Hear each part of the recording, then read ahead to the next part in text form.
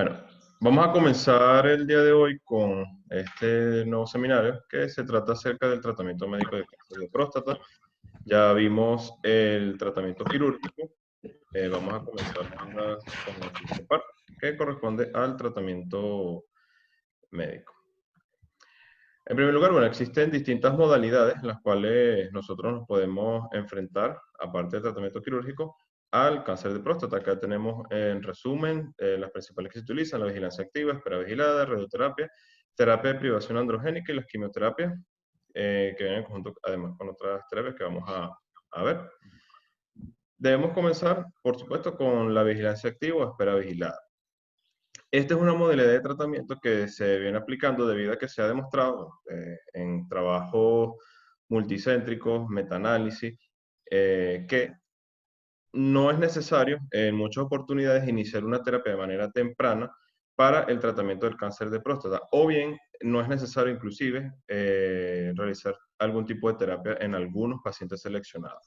Con esto me refiero a pacientes que tienen muy poca expectativa de vida, por lo cual nosotros vamos a tener, digamos, dos vertientes en este caso: la espera vigilada y la vigilancia activa. En el caso de la espera vigilada, no es sencillamente que vamos a observar al paciente. Este es un tipo de tratamiento que es con objetivos curativos. Sin embargo, sencillamente se va a someter al paciente a una especie a una especie de horario, o de, no de horario, sino de una secuencia cronometrada o programada de estudios que se van a realizar al paciente cada cierto tiempo o dependiendo de las condiciones clínicas del mismo, con el fin de emplear algún tipo de técnica curativa cuando sea necesario. Entonces, en el caso de la espera vigilada, vemos que vamos a someter a los pacientes que tienen bajo riesgo o un riesgo intermedio con una expectativa de vida menor a realizar la vigilancia activa. Pacientes en la vigilancia activa, pacientes de bajo riesgo intermedio con una expectativa de vida mayor a 10 años y sin síntomas relacionados a la patología. ¿Por qué? Porque ya si desarrollan síntomas debemos tomar algún tipo de conducta. Mientras que la espera vigilada, sencillamente vamos a observar al paciente. El paciente va a estar acudiendo a nuestra consulta para, como les dije, con cierta periodicidad de tiempo en el cual vamos a estar vigilándolo. Ya vamos a ver qué es lo que se le va a hacer en cada uno de estos casos. Y sencillamente vamos a tratar los síntomas de manera paliativa. En este caso, pues, la espera vigilada, van a ser pacientes de riesgo bajo o intermedio con expectativa de vida menor de 10 años y pacientes de alto riesgo con expectativa de vida menor a 5 años y que no tengan síntomas. Esto es importante, ya que cuando tienen síntomas debemos emplear algún tipo de terapia. Ya vamos a ver de cuáles terapias. Cuando hablamos de qué es lo que se hace en cada uno, en el caso de la espera vigilada, sencillamente vamos a realizar antígeno prostático el esquema de trabajo que vamos a utilizar con estos pacientes cada vez que vayan a la consulta es un antígeno prostático no más de cada 6 meses, el examen digital rectal no más de cada 12 meses, y no está indicado repetir ni biopsias ni resonancia magnética en ninguno de los casos, resonancia magnética multiparamétrica. Ahora bien, si hay síntomas, se debe iniciar la terapia de privación androgénica paliativa, que más adelante la vamos a ver. En el caso de la vigilancia activa, vamos a aplicar prácticamente lo mismo: antígeno prostático con una frecuencia no mayor de 6 meses, examen digital rectal no mayor de una vez al año, se puede repetir la biopsia no más de una vez al año, e igual forma la resonancia magnética multiparamétrica no más de una vez al año, a menos que esté clínicamente justificado. Por ejemplo, pacientes que empiecen a desarrollar síntomas, por ejemplo, síntomas dolorosos, retención de agua de orina, pacientes que estén refiriendo maturias. En este tipo de pacientes hay que modificar un poco el plan el cual se está llevando a cabo, pero debe ser y se debe actuar en ese momento. Eh,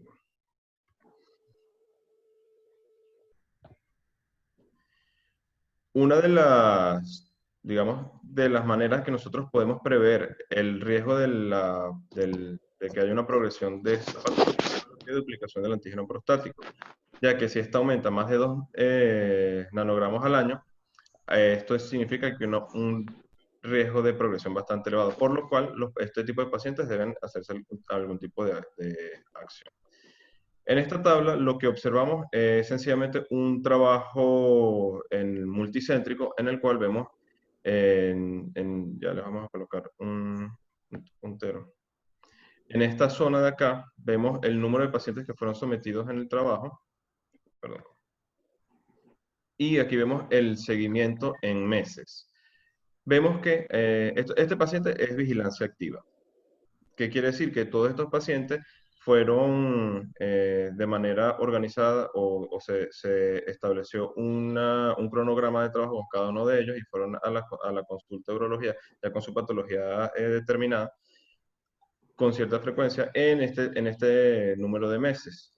Vemos que a los 10 años de los pacientes que fueron sometidos a vigilancia activa, la sobrevida total de todos estos pacientes está por encima del 85% de la mayoría de los casos, siendo la sobrevida específica por la patología, o sea que pacientes que sobrevivieron y que no fallecieron por causas del cáncer de próstata, vemos aquí el porcentaje, siendo la menor tasa de estos de 98 años, de 98%. ¿Qué quiere decir esto? Este 98 se obtuvo en 77 meses. Esto es la media, por supuesto. ¿Qué quiere decir esto? Que en 10 años no fue necesario realizar ningún tipo de acción con respecto a tratamiento específico de cáncer de próstata en la mayoría de estos pacientes, por lo cual se demuestra que no fue necesario instaurar ningún tipo de terapia definitiva hasta haber pasado 10 años y vemos que la mayoría de los pacientes sobrevivió sin ningún tipo de eventualidad. Este tipo de terapia se realiza en primer lugar para disminuir los costos al sistema de salud, en segundo lugar para evitar a los pacientes que tienen cáncer de próstata en estadios que son de bajo riesgo, ya posteriormente vamos a hablar de ello, a ser sometidos de manera innecesaria a distintos tipos de tratamientos que pueden deteriorar la calidad de vida e inclusive generar morbo y mortalidad, de manera que solamente se toma este tipo de acciones cuando hay justificación o hay algún tipo de sintomatología. Ahora bien, traigo este cuadro comparativo para nosotros entender un poquito más la diferencia entre espera vigilada y vigilancia activa. En primer lugar, con respecto a la intención del tratamiento, debemos recordar que la vigilancia activa en el caso de la vigilancia activa, es curativo. En el caso de la espera vigilada, es paliativo. Mientras que el seguimiento, en la vigilancia activa, se determina un esquema predefinido, ya vamos a hablar, bueno, ya hablamos del esquema definido, mientras que en la espera vigilada puede ser específico de cada uno de los pacientes. En el caso de la expectativa de vida, siempre la espera vigilada es mayor a 10 años, mientras que la vigilancia activa es mayor a 10 años, mientras que la espera vigilada es menor a 10 años. El objetivo, como ya les mencioné, es minimizar la toxicidad del tratamiento sin comprometer la sobrevida del paciente, mientras que en la espera vigilada sencillamente es minimizar la toxicidad del tratamiento cuando no es necesario, no se hace. En el caso de la vigilancia activa, pacientes de bajo riesgo, inclusive pacientes de riesgo intermedio favorable. Y la espera vigilada puede aplicarse en cualquier tipo de paciente. Y bueno, aquí vemos un resumen de los marcadores que nosotros vamos a utilizar. En el caso de la espera vigilada, siempre se debe realizar el examen digital rectal, antígeno prostático, rebiopsia y resonancia magnética, mientras que en la espera vigilada no está definido. Sencillamente vamos a realizar nuestros exámenes digital rectal y el antígeno prostático en el esquema que ya se estableció. Los demás no es necesario, eh, no son necesarios, a menos que haya sintomatología.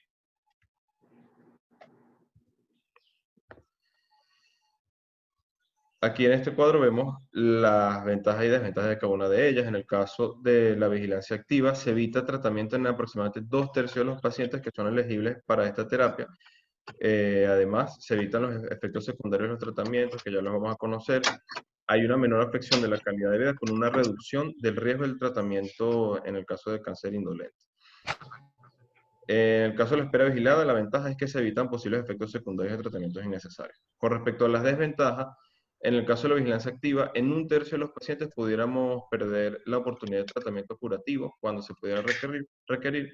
Y lo otro es que el seguimiento con resonancia magnética multiparamétrica y la biopsia sería innecesario en algunas oportunidades. mientras que en la espera vigilada la desventaja es que existe un alto riesgo de retención aguda de orina y fracturas patológicas sin síntomas previos o mediciones de antígeno prostático previas. Cuando vamos a hablar acerca de las terapias ya, digamos, con fines o bien curativos o paliativos, una de las principales herramientas que el urólogo echa mano es la terapia de privación androgénica. En primer lugar, para nosotros saber qué es la terapia de privación androgénica, necesitamos eh, conocer cuáles son las fuentes de andrógeno. Segundo. En el caso de las fuentes de andrógeno, no sé, esto me está echando agua.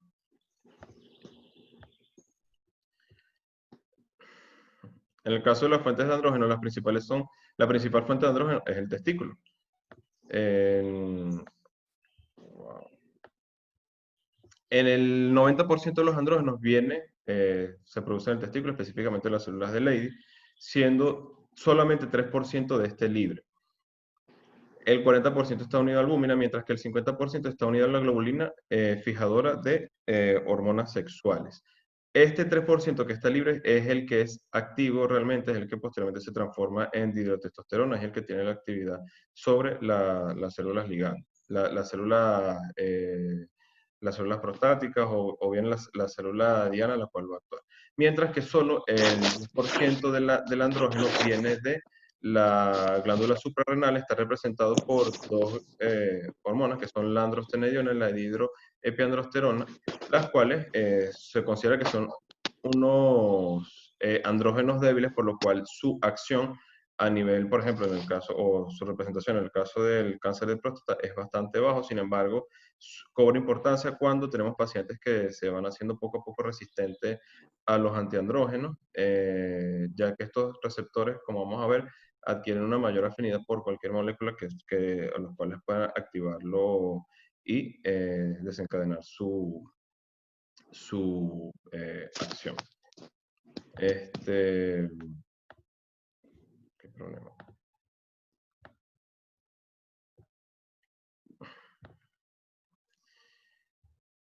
En el caso de, bueno, es importante que nosotros conozcamos lo que corresponde al eje androgénico. El eje androgénico está representado por tres órganos. El primero, el hipotálamo, la hipófisis, las células de Leydig y finalmente el órgano blanco, que en nuestro caso, el que nos importa para este momento, es la próstata. Debemos recordar que bueno, en el hipotálamo se genera la hormona liberadora de LH, la cual actúa en la adenohipófisis liberando la LH, la cual a su vez actúa en las células de Leydig, que es la que se encarga de producir la testosterona. Y esta testosterona, como vemos acá en esta nueva imagen, actúa sobre la próstata. La testosterona por sí sola no tiene una gran actividad, sino que debe ser transformada o se convierte por la 5-alfa reductasa en dihidrotestosterona, que es la que tiene realmente mayor actividad. Esta se une al receptor de andrógenos, que es el que se encarga de la transcripción de los genes dependientes de la hormona, de manera que se desencadena que es la acción que finalmente se produce. En el caso del cáncer de próstata, como ya vimos, son estos receptores los responsables de que estas células se inmortalicen y que haya una alteración en el equilibrio de la mitosis de las células sanas con la mitosis de las células cancerígenas y que posteriormente se produzca toda la cadena de eventos que conllevan a la historia natural de la enfermedad. También vemos que de una manera, digamos, en menor proporción, hay una transformación también de los esteroides. Bueno, el papel de los esteroides también es menor en este caso. Debemos recordar que a través de este gen, que es el que produce la enzima aromatasa, los esteroides se pueden convertir también, la testosterona se puede convertir en estrógeno, y que también son un andrógeno que también tiene un efecto débil, pero que es importante en el caso de los pacientes que son resistentes a los andrógenos, ya que los receptores de andrógenos se hacen muy afines a otro tipo de moléculas, inclusive a moléculas como las citoquinas. Entonces, esto es lo que nos va a llevar a nosotros que nuestros pacientes generen resistencia a la castración. Ahora bien, el bloqueo androgénico existen distintas maneras de hacerlo. Acá tenemos vamos a hablar de las principales. Unas de ellas son médicas, hay otras representantes quirúrgicas que pueden llevar a, a generar un bloqueo androgénico. Las principales representantes en la actualidad son los inhibidores del LH o la hormona liberadora de hormona luteinizante. Estos actúan a este nivel. Como vemos aquí en el eje, la testosterona me va a generar una retroalimentación negativa tanto en la pituitaria como en el hipotálamo, disminuyendo la producción de hormona liberadora de hormona luteinizante y de LH y, bueno, y por supuesto FSH. ¿Qué es lo que hacen estos inhibidores de estas hormonas? Bloquean este paso, hacen una retroalimentación negativa o bien una desensibilización por parte de estos órganos. Ya de todas formas, más adelante lo vamos a hablar un poquito mejor, de manera que actúan en estas porciones del eje androgénico. Otros representantes son los antiandrógenos, los cuales funcionan como bloqueadores de los receptores de andrógeno. Otra es la ablación de la fuente de andrógeno, como les dije, que es una ablación quirúrgica, ya vamos a hablar más adelante de ella. Y finalmente hay otras maneras, como es la inhibición de la síntesis de andrógeno, que estas son otras sustancias que actúan en otras partes del eje, ya vamos a hablar, ya que son distintos mecanismos de acción. En el caso de los inhibidores de la LH, de la LHRH, tenemos dos moléculas, o bueno, dos tipos de moléculas disponibles. Una de ellas son los agonistas.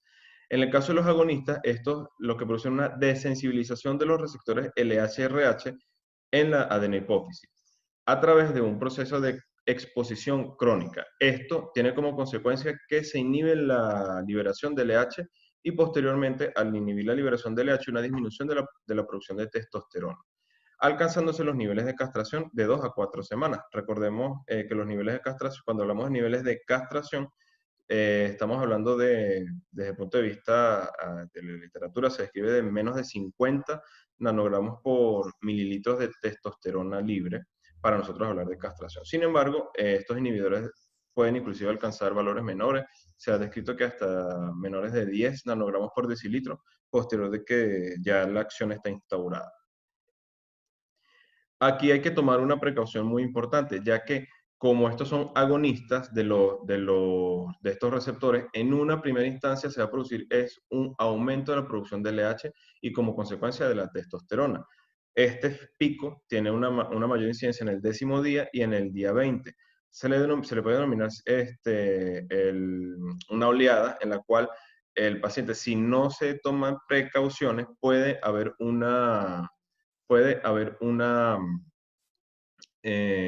aumento, una exacerbación de los síntomas que el paciente está presentando. Por ejemplo, dolor óseo, el paciente va a referir taquicardia, malestar, sofocones, etc.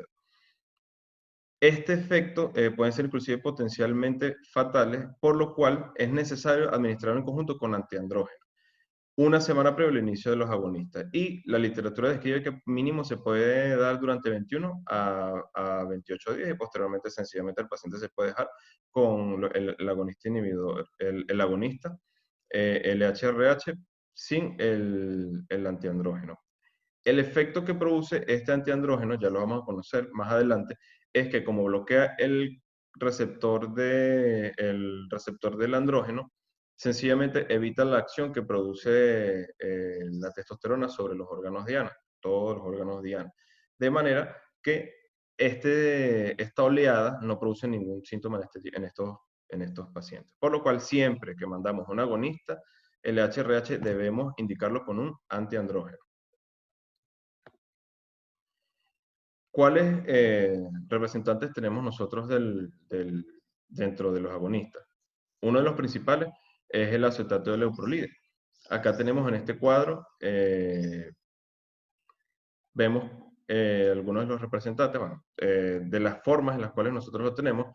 Existe en suspensión de depósito, suspensión inyectable y en el implante. Todos los representantes comerciales, el Lupron Depot, el Eligar, el Viadur. Vemos que existen diferentes dosis, nosotros debemos conocer las dosis a las cuales las vamos a indicar, ya que dependiendo de la dosis va a venir el intervalo y, por supuesto, dependiendo de la molécula, la vía de administración. Aquí vemos en este cuadro bastante resumido. Generalmente nosotros, bueno, la que existe disponibilidad en la actualidad, la que más conseguimos realmente es el Lupron Depot de 7.5, el cual se puede indicar trimestral.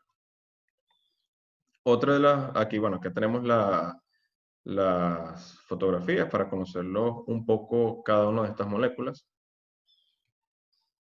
Con respecto a otro de los agonistas, el acetato de goserelina, conocido como Soladex, vemos que viene en dos presentaciones, 3.6 miligramos y 10.8 miligramos.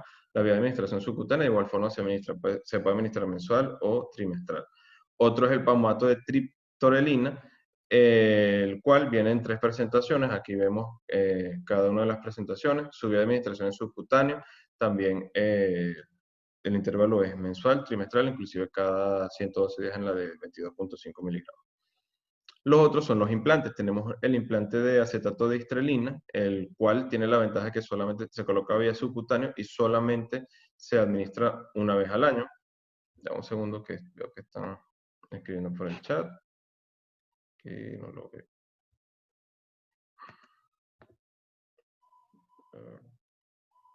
¿Qué pasó aquí?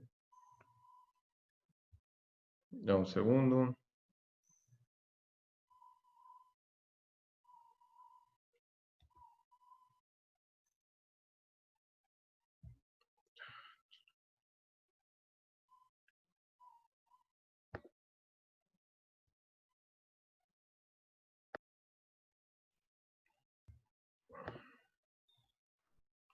¿Me escuchan nuevamente?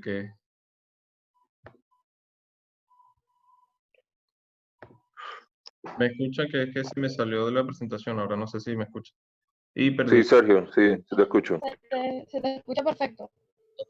Voy a arrancar nuevamente porque se me colgó el Zoom. Dame un segundito entonces para compartir la pantalla nuevamente.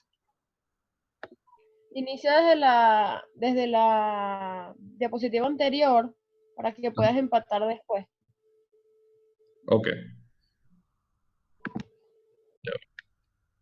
Ok, voy a compartir la pantalla.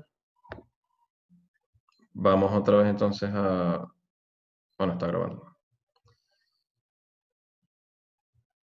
Ok. Habíamos hablado... Ya, de todas maneras, recuerda que si se llega a caer la conexión por el tiempo de la sesión, se pueden volver a conectar con el mismo link. Ok. Bueno, ya habíamos mencionado el palmato de triptorelina, vemos las distintas dosis a las cuales lo podemos conseguir y vemos que el intervalo puede ser de cada 28, 84 o 112 días, dependiendo de la presentación. La otra forma en que los podemos conseguir son los implantes. Los implantes tienen el beneficio de que solamente se colocan una vez al año y su efectividad es igual a todos los anteriores que hemos mencionado. Este implante es el acetato de histrelina, o Vantas, el nombre comercial. Se colocan vía subcutánea. En este caso, la acotación que hay que hacer es que se debe realizar, bueno, como sabemos, de los implantes subcutáneos, una incisión en la piel, debemos realizarlo, y que el problema que da es que al año hay que retirarlo y, por supuesto, colocar un nuevo implante en el caso que nosotros deseamos continuar con esta terapia. En el caso de los antagonistas, dentro de los mismos inhibidores de la LHRH, también tenemos los agonistas. En este caso, ellos se unen de manera competitiva al receptor del LHRH en la adenohipófisis y al caso contrario, que los agonistas disminuyen la concentración de las hormonas luteinizantes rápidamente, inclusive hasta 84% en 24 horas, y se puede alcanzar niveles de castración muy rápido. Vemos que en el caso de Garelix, uno de los nombres comerciales, los cuales, una de las moléculas en las cuales representan los antagonistas, los niveles de castración se alcanzan en 3 días. Estos también tienen la ventaja que no requieren la administración en conjunto con andrógenos, puesto que no hay una oleada, no hay un aumento, un pico de LH, todo lo contrario, de manera que solamente indicamos los antagonistas. Sin embargo, lo que sí puede ocurrir son reacciones alérgicas severas, especialmente con los de primera generación, y hay un efecto adicional que es que se reduce también la FSH. En el caso al compararlo con los agonistas, vemos que hay inclusive una mejor sobrevida a los 5 años, por ejemplo, con el de Garel, cuando se compara con el acetato de leuprolide. Dentro de los representantes tenemos el de Garelix y el Avarelix. Aquí tenemos sus nombres comerciales. Las dosis a las cuales se indica. En el caso del de Garelix, tiene la característica que en la primera dosis es de 240 miligramos y que con un posterior mantenimiento de 80 miligramos de manera mensual, mientras que en el Avarelix vemos que la dosis es de 100 miligramos, la cual se administra vía intramuscular y se debe administrar los días 1, 15, 29 y luego cada 4 semanas, o sea, mensual. Esta es una de las desventajas que tiene esta molécula, puesto que el paciente debe administrárselo de manera mensual, por lo cual hay en ocasiones algunos pacientes que no tienen un muy buen apego a estas moléculas. Cuando hablamos de los antiandrógenos, estos todos son antagonistas del receptor de andrógeno, se unen de manera competitiva e inhiben su función. Estos se clasifican en esteroideos y no esteroideos. En el caso de los esteroideos tenemos estas 3 moléculas como representantes principales: el acetato de ciproterona, el acetato de medroxiprogesterona y el acetato de megestrol. El que se ha utilizado en el caso del bloqueo androgénico es el acetato de ciproterona, ya más adelante vamos a hablar de él. Sin embargo, en la actualidad no se usa con mucha frecuencia debido a los efectos negativos. Bueno, pues ya vamos a hablar de él. Mientras que los no esteroideos los podemos dividir en 3 generaciones: primera generación, segunda generación y tercera generación. De los de tercera generación, actualmente están aprobadas por la FDA la enzalutamida y la apalutamida. En el caso de los esteroides, bueno, como les comenté, el que se ha utilizado en la terapia de bloqueo androgénico es el acetato de ciproterona, el cual produce un bloqueo del receptor androgénico, además de disminuir los niveles de testosterona hasta 70-80%. Es uno de los pocos antiandrógenos que hace esto. Esto es debido a una inhibición central de la hormona progestacional. La dosis de 100 miligramos vía oral 3 veces al día, vemos que es bastante frecuente, por lo cual los pacientes tienen muy poco apego además a este tratamiento.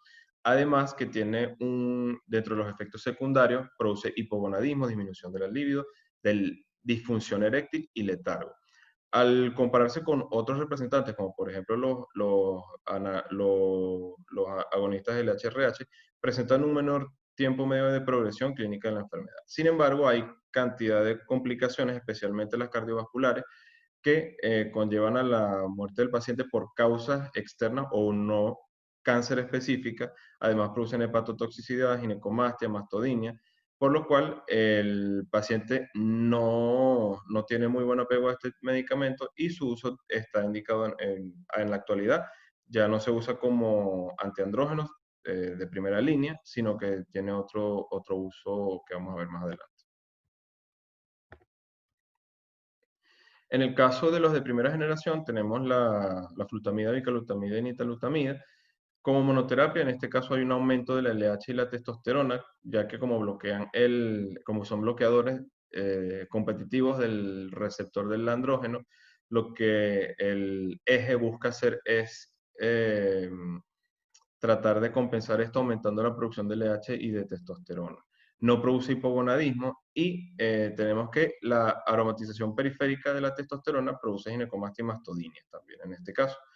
Puede producir daño hepático desde hepatitis reversible hasta falla hepática fulminante, y otra de las complicaciones que se puede presentar es la neumonitis intersticial. Dentro de los representantes, bueno, la flutamida, que tiene una semivida corta de 6 horas, por lo cual se debe administrar en dosis de 250 miligramos vía oral 3 veces al día. En la actualidad es poco utilizado. El más utilizado de los de primera generación es la bicalutamida, Tiene una semilla de 6 días. La dosis, bueno, se pueden utilizar dos dosis, 50 miligramos vía oral orden día, o cuando se quiere un bloqueo total con 150 miligramos vía oral orden día. Es uno de los antiandrógenos no esteroideos mejor tolerados y en altas dosis el resultado es muy similar a la castración química o inclusive cuando se utiliza como monoterapia alcanza niveles de castración similares a los de los bloqueadores de los inhibidores del HRH. La sobrevida de los pacientes de bajos riesgos es con resultados pobres como monoterapia y se han observado buenos resultados en pacientes con cáncer de próstata metastásicos como monoterapia. El otro representante es la nitalutamida, la cual tiene una semivida de 56 horas. La dosis de administración es 30 miligramos vía oral orden día el primer mes, luego 150 miligramos vía oral orden día. Es uno de los antiandrógenos mejor tolerados. La eliminación es hepática, por lo cual debemos estar pendientes con alteraciones desde el punto de vista hepático, hepatotoxicidad, por ejemplo, y los niveles séricos estables se alcanzan en 14 días. Uno de los efectos secundarios que se produce con la administración de este medicamento es que los pacientes refieren una demora en la adaptación a la oscuridad, por lo cual hay que advertir a los pacientes que se les indica este tratamiento, que esto puede ocurrir, y por supuesto la hepatotoxicidad.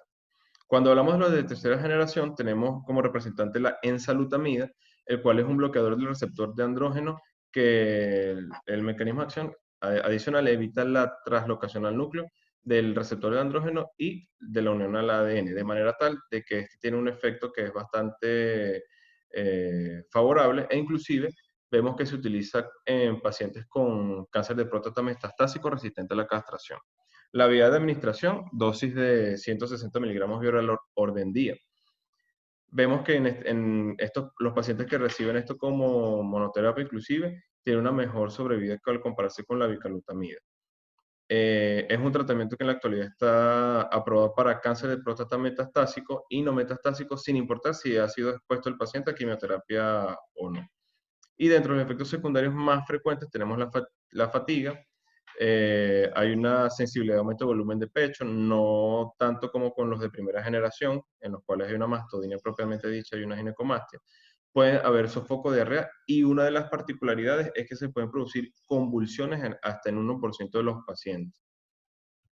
El otro representante de la tercera generación es la apalutamida, el cual es un bloqueo del receptor de andrógeno, de igual forma que el anterior evita la translocación de este al núcleo y su unión al ADN. Las dosis de administración de este es 240 miligramos vía oral orden día. Este mejora significativamente la sobrevida libre de metástasis del paciente cuando estos son resistentes a la castración. Fue aprobado por la FDA hace 2 años, y los efectos secundarios más comunes es el rash cutáneo, ahí puede haber inclusive caídas y fracturas en 12% de los pacientes, por lo cual hay que estar pendiente y administrar otro tipo de medicamentos que vamos a ver más adelante, y puede haber hipotiroidismo en 8% de los casos. Otro de las nuevas generaciones es la darolutamida. Este es un bloqueador del receptor de andrógeno, el cual, de igual forma que los anteriores, evita su translocación al núcleo. Tiene 600 miligramos, la dosis es 600 miligramos vía oral 2 veces al día. Al igual que los representantes anteriores, se mejora la sobrevida libre de metástasis en pacientes resistentes a la castración, por lo cual son de elección estos 3 medicamentos cuando hay resistencia a la castración. Y este fue aprobado el año pasado por la FDA, específicamente creo que fue en abril. Los efectos secundarios de tenemos la fatiga en 16%, dolor en las extremidades 6%, puede haber rash en 3% de los casos, y aumento de la bilirrubina, neutrofilia y aumento de la TGO. Otra de las técnicas que nosotros podemos utilizar como terapia de privación androgénica es la ablación de las fuentes de andrógeno quirúrgica. En este caso estamos hablando específicamente de la orquiectomía. Al nosotros eliminar el tejido, el testículo, el tejido testicular, estamos eliminando las células de Leydig, que son las productoras de la testosterona, de manera tal que, sabiendo que la testosterona, o que es el predecesor de la dihidrotestosterona, es el andrógeno que más efecto hace sobre los receptores de andrógeno, estamos eliminando prácticamente o estamos alcanzando, bueno, lo que se busca con la terapia de privación androgénica, que es la la castración de una manera bastante rápida. Existen distintas técnicas, sin embargo, la orquiectomía subcapsular o subalbuginia muestra igual de resultados que la orquiectomía escrotal simple, pero tiene mejores resultados estéticos y psicológicos, ya que el paciente siente o al sentir algo en las bolsas escrotales, pues desde el punto de vista psicológico se siente un poco mejor. Desde el punto de vista del gasto público es de mucho menor costo, ya que se realiza este procedimiento y no es necesario dar ningún otro tipo de terapia de bloqueo androgénico adicional. El tipo de terapia que se puede dar en este caso es para la protección ósea del paciente. Se alcanza los niveles de castración en 6 horas con un valor medio de 30 nanogramos por mililitro y mejora drásticamente la sintomatología en los pacientes con enfermedad metastásica avanzada. Otra de las maneras de nosotros alcanzar o realizar terapia de privación androgénica es a través de la inhibición de la síntesis de andrógeno. En este caso tenemos distintas moléculas que nos ayudan a alcanzar este objetivo de manera rápida. Una de ellas es la aminoglutetimida, que inhibe la conversión de colesterol a pregnolona, el cual son precursores de los esteroides, de manera que se inhibe, bueno, en este caso no solamente se inhibe la síntesis de testosterona, sino que también hay una disminución de la síntesis de cortisol y aldosterona, por lo cual estos pacientes deben administrarse, además de la aminoglutamida, que se administra de 1000 miligramos al día, se debe administrar hidrocortisona para compensar el cortisol que se está evitando su síntesis, para evitar que haya alguna complicación, como por ejemplo los síndromes que están relacionados con la deprivación de la hidrocortisona, del cortisol.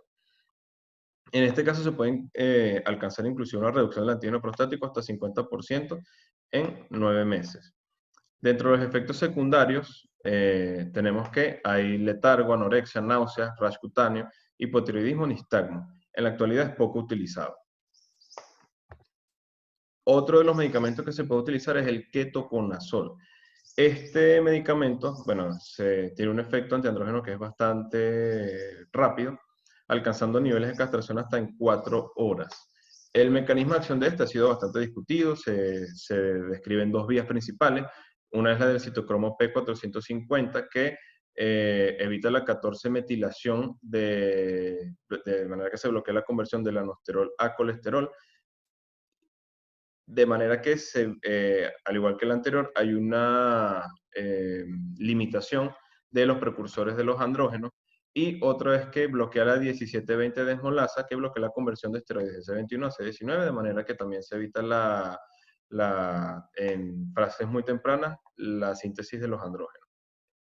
La dosis de administración es una dosis de 40 miligramos vía oral cada 8 horas. Es un efecto el efecto de este es muy rápido y es bastante durable.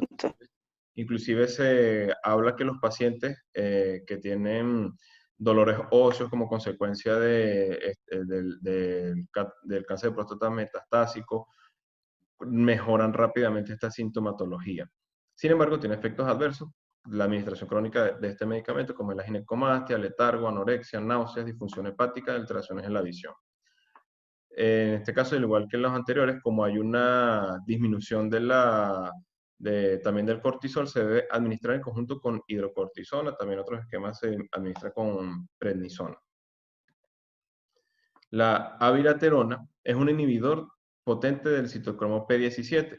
Al igual que los anteriores, hay una disminución o hay un bloqueo en la síntesis temprana de los esteroides, incluye también el cortisol. E inclusive con este medicamento se puede llegar a niveles de testosterona menores a 1 nanogramo por mililitro, porque este bloquea tanto la producción testicular como la producción de los estrógenos, de los andrógenos que provienen de la suprarrenal. La dosis de administración es 1000 miligramos vía oral orden día, en conjunto con prednisona, vía oral 20 miligramos vía oral orden día o 2 veces al día. Disminuye el antígeno prostático hasta 50%.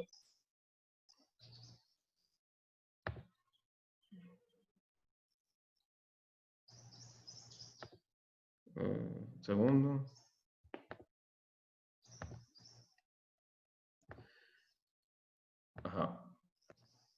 Hay un aumento de la sobrevida libre de la progresión de la enfermedad y de la sobrevida total en los pacientes que son resistentes a la castración, por lo cual este es un medicamento que se puede utilizar en estos pacientes. Otra de las terapias utilizadas, aunque no con mucha frecuencia, son los estrógenos. Tenemos moléculas como el dietilvestrol, el cual produce la administración es muy similar a los inhibidores del LHRH, puesto que estos medicamentos producen una regulación a la baja de la hormona liberadora de LH. Como consecuencia disminuye tanto el LH como el FSH y por ende la testosterona. Este tiene un efecto adicional que es citotóxico a nivel del epitelio prostático. Y bueno, la dosis de administración de 1 a 3 miligramos vía oral orden día para producir niveles de castración.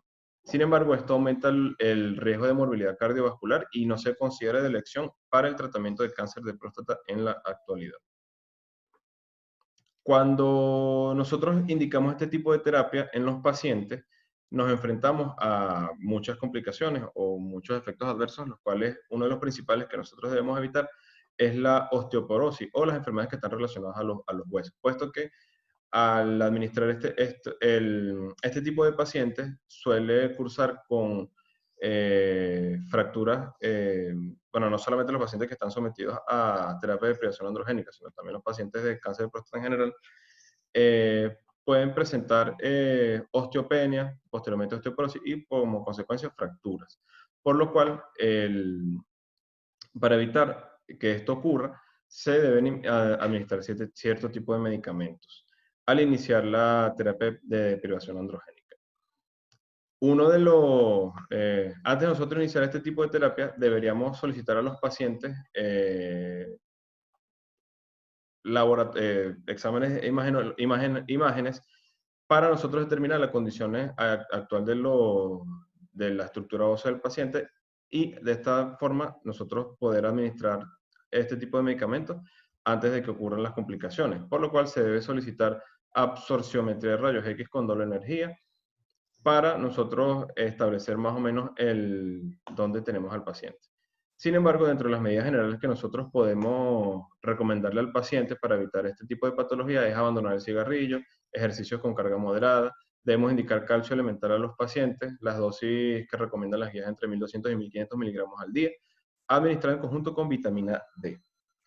Otro de los medicamentos que podemos administrar, el denosumab, 60 miligramos subcutáneo cada 6 meses, o bien el ácido solendrónico, que es el que actualmente tenemos disponible en los seguros sociales, de 4 a 5 miligramos vía endovenosa anualmente, o el alendronato, 70 miligramos vía oral semanalmente. Otra de las complicaciones que es bastante frecuente son los sofocos.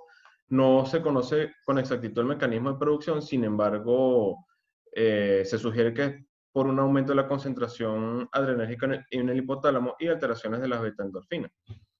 Existen desencadenantes comunes, como por ejemplo los cambios de posición, cambios de temperatura, ingesta de líquidos calientes o inclusive pueden ocurrir de manera espontánea. Para el tratamiento de los sofocones existen cantidad de tratamientos que también están disponibles. Uno de ellos es el acetato de megestrol de 520 miligramos oral 2 veces al día. También se puede administrar acetato de ciproterona de 50 a 300 miligramos vía oral orden día. Está indicado también la gabapentina, inhibidores de recaptación de la serotonina u otros. También se ha probado con la clonidina, estradiol y proteína de soya para evitar este tipo de sintomatología. Sin embargo, bueno, como vemos, existen muchos medicamentos, no existe algo que está estandarizado, pero los que mejor resultado han probado es el acetato de megestrol, la gabapentina y el acetato de ciproterona. También estos pacientes pueden presentar disfunción sexual. En general, se dice que entre 10 y 17% de los hombres presentan erecciones adecuadas para poder realizar la penetración, pero solamente 5% de los hombres pueden conservar la libido. Para esta afección, se ha demostrado que los inhibidores de la 5-fosfodiesterasa no son muy efectivos, por lo cual se debe volcar hacia las terapias locales, como por ejemplo los supositorios de prostaglandina, como el alprostadil, dispositivos de erección al vacío, inyecciones intracavernosas de prostaglandina E1, y inclusive se ha llegado a utilizar las prótesis peneanas. Dentro de otras alteraciones que se pueden presentar con la terapia de privación androgénica están las alteraciones cognitivas, puesto que estos pacientes refieren una desmejoría de la memoria, hay una disminución del rendimiento visoespacial y disminución de la memoria visual. También hay un hábito en el cambio corporal, puesto que hay una pérdida de la masa corporal y aumento de la grasa corporal. Hay cierto porcentaje de los pacientes que presentan resistencia a la insulina, pueden presentar síndrome metabólico también. Y hay un aumento de la mortalidad cardiovascular, la cual se ha visto que es aproximadamente 20% al año y 5% por año durante los 5 años sucesivos. Estos pacientes también presentan ginecomastia, mastodinia, los cuales las terapias que se pueden indicar para evitar su aparición es radioterapia local previa a la aparición. También se puede realizar liposucción, mastectomía, el uso de tamifeno. Y también hay, en el 90% de los pacientes pueden presentar anemia con este tipo de terapia. Ahora bien, cuando nosotros vamos a dar la terapia de privación androgénica, existen distintas formas de darla. Generalmente, esta terapia de privación androgénica, como vamos a ver posteriormente, puede estar acompañada con radioterapia, con braquiterapia, se puede indicar posterior a la prostatectomía radical en ciertas condiciones. Pero de manera general, existen, digamos, dos grandes vertientes. Una es darla de manera continua versus intermitente. Y la otra es si se da de manera inmediata, posterior, por ejemplo, a radioterapia o inmediatamente al diagnóstico para darlo con radioterapia concurrente, o si se da de manera tardía, posterior a que se realice la prostatectomía radical, se hace la radioterapia, se ve si el paciente está respondiendo o no a esta terapia. Sin embargo, bueno, como digo, es bastante controversial, puesto que existen distintos estudios, en el caso de cuando se habla de continuo intermitente, que se demuestra que la terapia intermitente no es inferior a la continua. Cuando digo que no es inferior, es que desde el punto de vista estadístico, los resultados son bastante similares. Un poco menos en el caso de la terapia intermitente, sin embargo, desde el punto de vista, no es estadísticamente significativo, por lo cual cualquiera de las dos opciones es útil. Pero cuando hablamos de terapia intermitente, debemos considerar que en este caso la terapia es menos, hay una mayor aceptación por parte del paciente al recibir esta terapia, hay una menor tasa de efectos secundarios, el paciente se refiere a una mejor calidad de vida, por lo cual nosotros aquí valoramos eso. ¿Será que le doy intermitente y no continua para que tenga una mejor calidad de vida? Ya que los resultados básicamente son los mismos. Cuando hablamos de inmediata versus tardía, en este caso, también está la parte de la calidad de vida, puesto que la terapia de privación androgénica cuando se da de manera temprana, parece que prolonga la vida de los pacientes tanto por fallecimiento por cáncer de próstata como por fallecimiento de otras causas.